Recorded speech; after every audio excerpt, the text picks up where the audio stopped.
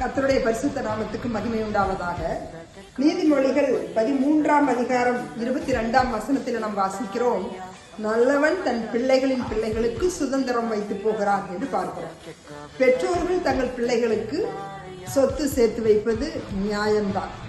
நிலமாகவோ பணமாகவோ நகையாகவோ ஏதாவது ஒரு வகையில் அவர்கள் ஆசீர்வாதங்களை சேர்த்து வைத்து போகிறார்கள். ஆனால் இதுல சொல்லப்பட்டிருக்கிறது, நல்லவன் தன் பிள்ளைகளின் பிள்ளைகளுக்கு, அதாவது தன்னுடைய சந்ததிக்கும் அவர்களுடைய சந்ததிக்கும் சேர்த்து ஆசீர்வாதங்களை வைத்து போகிறார்களாம். அல்லேலூயா! இது மிகவும் நன்மையான ஒரு காரியம். ஆனால் சில பெற்றோர் தங்கள் பிள்ளைகளுக்கு என்ன தெரியுமா வச்சுட்டு போறாங்க?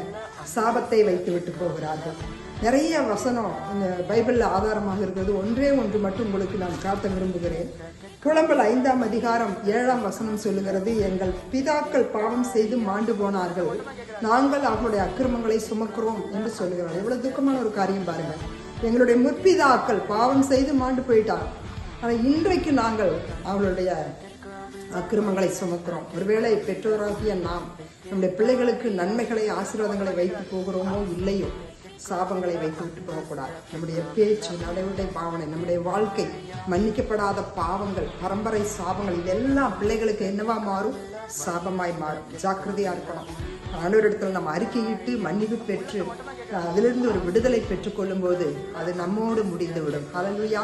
ஆகவே கர்த்தர் ஒரு எச்சரிப்பாய் நமக்கு இதை சொல்லுகிறார்.